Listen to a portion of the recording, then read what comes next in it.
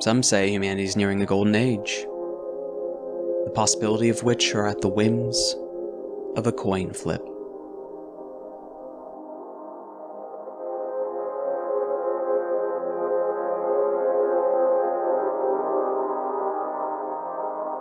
Hi, hello, welcome back to Lancer, and welcome all of you. Wow. Oh man, the intro to Lancer.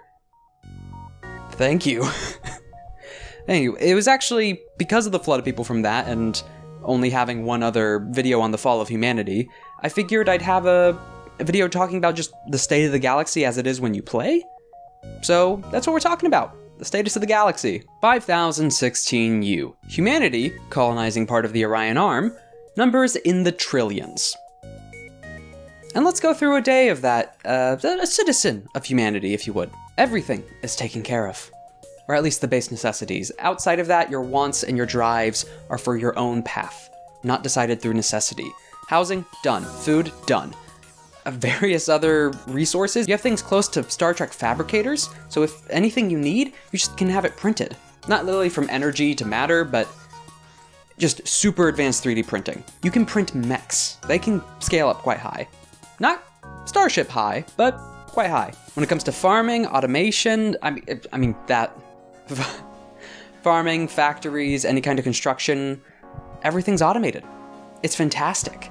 You have unlimited access to the OMNINET, a bit of communication between planets and solar systems. You have interstellar travel currently just at the edge of your solar system through a blink gate, taking you to any other heavily populated world within Union space. It's fantastic. For someone on a core world. But over 90% of humanity lives in the diaspora. Welcome! You're likely one of the 90%, or more.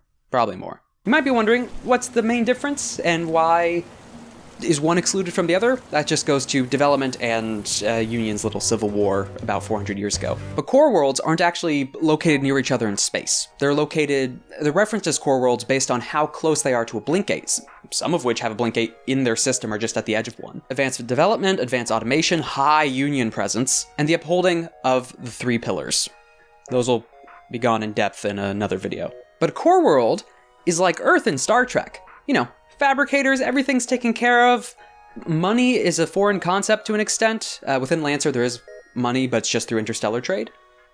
If you're just a core world citizen, again, you don't have to worry about anything unless you're going outside of core world. Money. But yes, Earth, Star Trek, everything's great. Why do anything else? You've got space travel, easy access to it, fabricators, the best healthcare. That's core world. Now on the diaspora side, may I present to you Pandora. I'm debating whether it's even an exaggeration or not. It's possible. It is possible. Yeah, you even got the megacorps. Tatooine, Arrakis, Necromunda. All of these could be diasporan worlds, and probably there's a diasporan world close to each of them. Mimic. Class. NHP. Now. Active. Now, let's make this quick. Of the various planetary examples given, those are the extremes. They're kind of to form a scale so you can, shift in between them. The heavily built up and technologically advanced core world with gate access, and then the near-apocalyptic, post-apocalyptic diasporan world on the far end of the scale. So, the average planets find themselves somewhere on one end or the other in between. In short, it doesn't matter the necessarily technological development, as in the Necromunda case, but just the implementation of the 3 pillars and interstellar ease of access. Though, Union's not leaving them out to dry, they're trying to implement the 3 pillars into various parts of the diaspora and bring all of them into the fold. There are strings attached. But before we move on to said strings and some of, space politics, geopolitics, astropolitics? Astropolitics. We move into the 3rd living condition for humans. So core worlds, great, fantastic. You already know the example of Earth from Star Trek. Diasporan, I mean that list is there. Cosmopolitan are shipborne and ship-living. Because space travel is still bound mostly to relativistic travels, and shipping needs to happen all over the place and can take lifetimes. A lot of people and separate cultures have developed entirely based on ships, which from the outsider's perspective, they live for centuries upon centuries, but due to shattered flows of time, or real time as it's referenced, or their disconnection from it. Really for them, it was only like, what, 7-year trip? Where it was 70 for everyone else outside of it? Leaving a lot of cosmopolitans very distant, either not attaching themselves to local culture, or if they ever do visit the same place again, having this shock. I think time shock is what it was referenced as.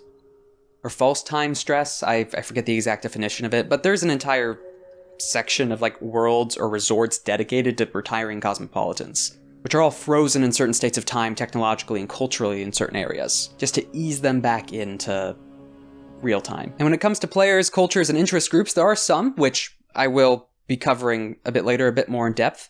But we had megacorps previously, ISP-N, or IPS North Star. They're the 30% stakeholders of all Union shipping. They are very much cosmopolitan. Smith, Shimano, Corpo kind of live in the OMNINET, we'll touch on that. And then, well, Horus is just wherever OMNINET-wise as well. Harrison Armories has its world and the Purview, its own internal management of diasporan worlds. On behalf of Union, you know. It's all legal. It's all legal. Wait, no, I'm trying to... No, it's... It operates in what's called the gray, because Union can't be everywhere, and a Union Navy coming to a system might take decades to centuries, depending on how far it is in the diaspora. So the gray, this is a mix of legal tape because the bureaucracy of Union, while it's most powerful, both in Cradle and on a core world, the further out you get from where its actual legal strengths are, the bureaucracy gets messier, muddier as it goes to various other local rulers of some kind or another, or management. It's within these legal loopholes that a lot of different groups can do things that are directly against the pillars. It's kind of left up in what's called the gray. So mercenaries, megacorps, letting other independent, breaking of the 3 pillars just to make sure everything functions and stays in a relative peace so Union could get on moving. They're not going to be left out to dry forever, but for a lot of diasporans, waiting centuries or generations or potentially another 1,000 years before core world status isn't worth it waiting. So even with Union acting as this larger force, you still have plenty of grabs for Empire and small interstellar kingdoms, which do succeed and get territory for a bit. While Union doesn't try to promote a navy... Well, okay, let's talk about Union's power, on what actually does keep a bit of a hold and why Union is kind of ever-present even in the diaspora. One, we're in 3rd comm, and SecComm was the one that set up a lot of the diaspora through its wave of colonization, but it didn't really care. Alongside that, Union's civil war from SecComm to 3rd comm took place for 30 years and entirely was surrounding core worlds. Occasionally the diasporan world got caught up in it, but for the diasporans, for those 30 years and for the few centuries it took for 3rd comm to finally rat out other bits of SecComm and bring order back to the outskirts, they were independent and out from underneath the boot of SecComm. So when an organization bearing the same name of Union and the same type of ships and the same type of uniform comes back and says, "We come in peace," a lot of people might not be trusting that. And it might not just be from grabs of power. Some planets and systems and cultures just honestly liked the independence. Which comes to fun conflicts. Namely conflicts of interest, culture. I mean, you're talking about trillions of people here. There's no way any of them are agreeing on the same thing. Yes, I know planets and billions. I don't mean literally individual, but you get it. Conflict, but on how Union keeps power within all of those conflicts and convinces people to become core worlds, even if that means giving up some certain traditions if they don't comply with the 3 pillars. Union believes in soft power, or 3rd comm believes in soft power. SecComm did not believe in soft power, nor did 1st comm. Okay, believe is a strong word for it, because Union 3rd comm still has a navy. They just try to use that at the last resort, which can kind of cause more problems by just letting certain conflicts boil over to systems before stepping in. Not to mention also downsizing the Navy after the Civil War. Kinda left space for that Harrison Armory purview, huh? But in that soft power are the assets they control on galactic infrastructure, which, to be fair, they inherited from SecComm, because what Union controls, and in the space you fight in, and why certain diasporan systems can't just say screw off, within Union space, Union itself controls blink gates. their construction, management, and defense, which is where a lot of that Navy goes. So sure, Union believes in the freedom of movement, but if you want a gate built closer to your system so it doesn't take a ship centuries to arrive, you might have to start giving in. Then it comes to the OMNINET. Union builds, supports, and maintains, partially, empire-wide, or Union-wide at the very least, as far as we know, internet, sort of. OMNINET, it literally connects all machines, as long as you have connection to it, which is maintained by Union and uses the same technology that the blink gates use, because it's heading through that FTL space. Right, blink gate-wise, think more, instead of instant portal like Stargate, think, Stargate, honestly. Stargate kind of fits that. I guess it's more webway, because you are entering blink space, like a separate dimension, and then you're popping back out, not instantaneously. But a galaxy-wide or Union-wide internet, or OMNINET, connection to everything. Communication, art, culture, literature, everything. Freedom of communication? Kind of. There are sensors. And thirdly, MANNA. Not the magic mana, no. Or not Magica. Look, MANNA, M-A-N-N-A, is a currency and currency system developed by Union and maintained by Union for interstellar trade. While individual planets, namely in the diaspora, have whatever currency is local, and maybe dozens, hundreds, I mean, look at Earth. Whenever you're trading with a ship or a cosmopolitan, it's done in MANNA, because under Union, any system that's technically under Union, whenever you're trading any of those resources, you do it in MANNA, which is picked up by cosmopolitans because MANNA is accepted in any system under Union. MANNA itself is based on a bunch of calculations on the system it's in, the people, how it's developed, how close it is to core world status. And when it comes to people from the core worlds and dealing with MANNA, again, it's only for interstellar trade. On your own world, everything's taken care of. But those three are the core pillars of Union soft power, that interstellar infrastructure, which there are groups of humanity which don't fall under that or try to not use it that much. And when it comes to actual force and navy, Union can't be everywhere, which is where the current conflict, which started 16 years before the setting of the game, so 5000 U, the Second Distal War. An Onic fleet, the Onic people. Empire outside of Union that's figured out things close to blink space, weird telepathy, weird space magic stuff. A crusading fleet has been found in Boundary Garden, where a bunch of refugees from their empire are currently within Union space. Oh no! But that's the current conflict that's occupying Union, which leaves a lot of the diaspora for the open.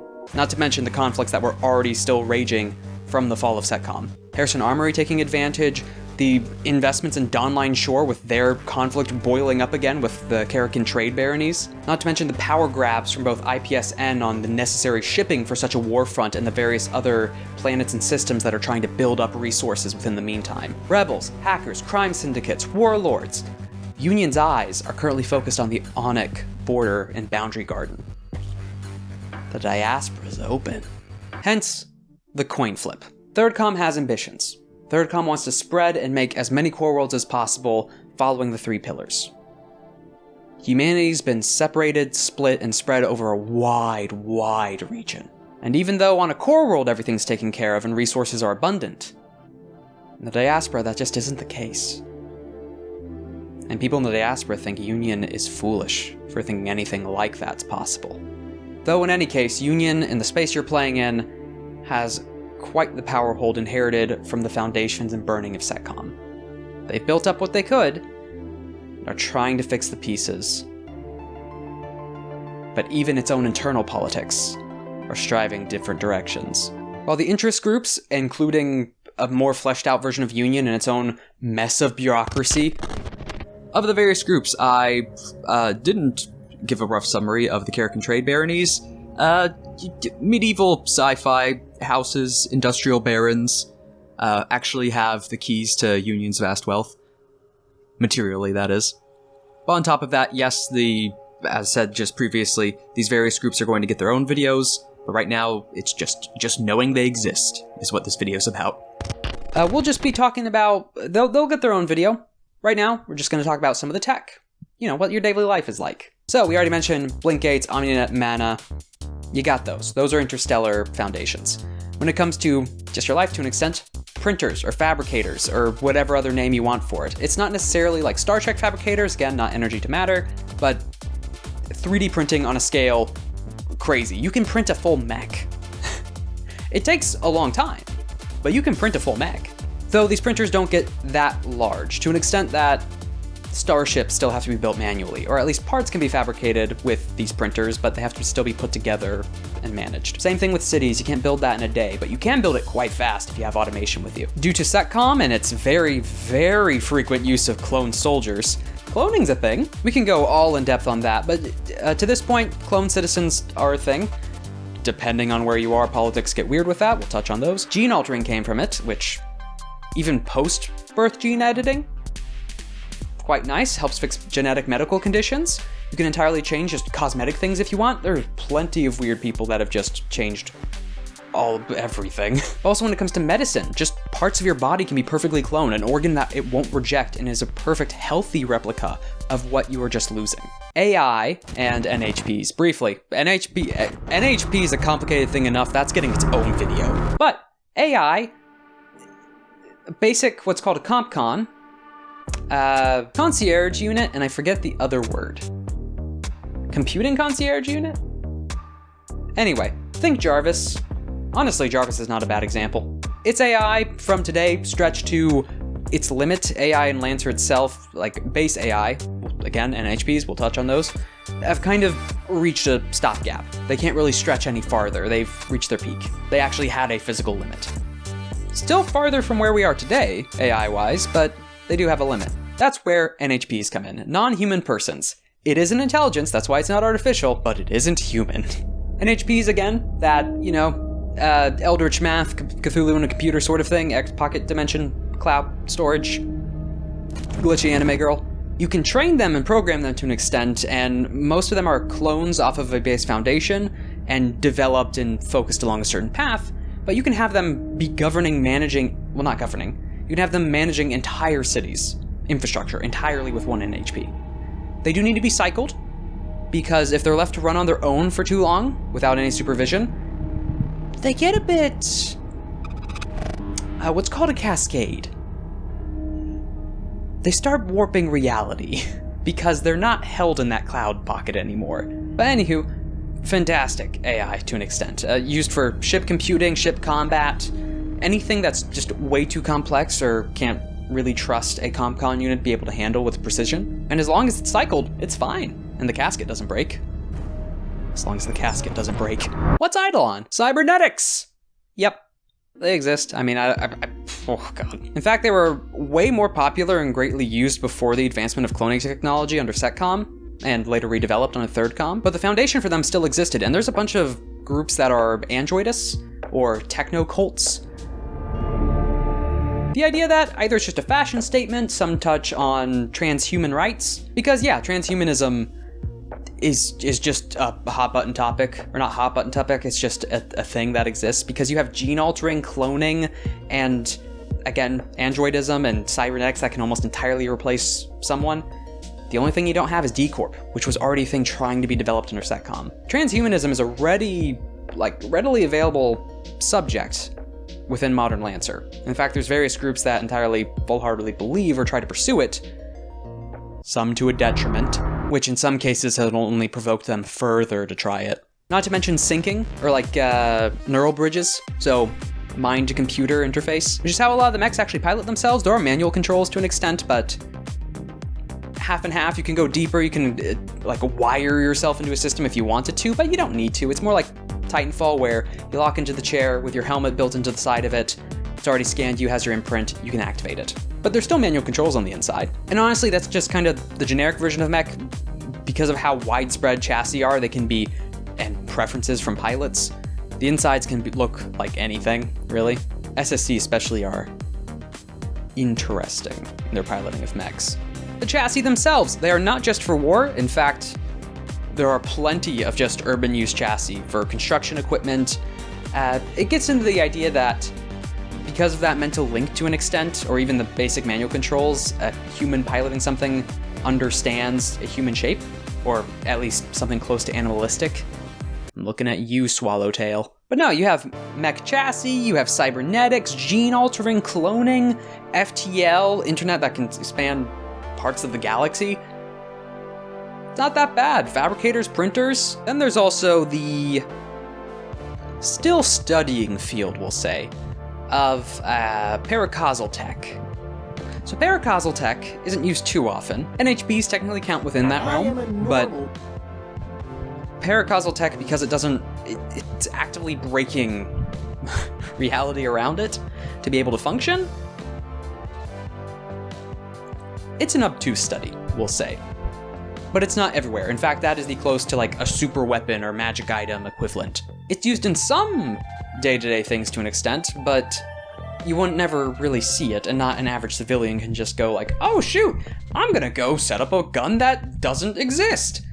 Unless Horus gets to them. I'm now thinking, because usually the Horus angle is through a pilot or Lancer angle, I'm now thinking of someone on a core world printing a car, and it's Pegasus.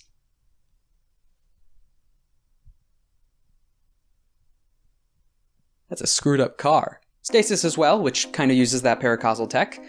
Not necessarily just straight up cryo freezing, but almost closer to like the Warhammer kind of stasis, where there's some other tech we don't quite understand being used to just slow down time within the inside of it, or practically freeze it. Anti-gravity tech also being studied. Oh, that's a good one, anti-gravity.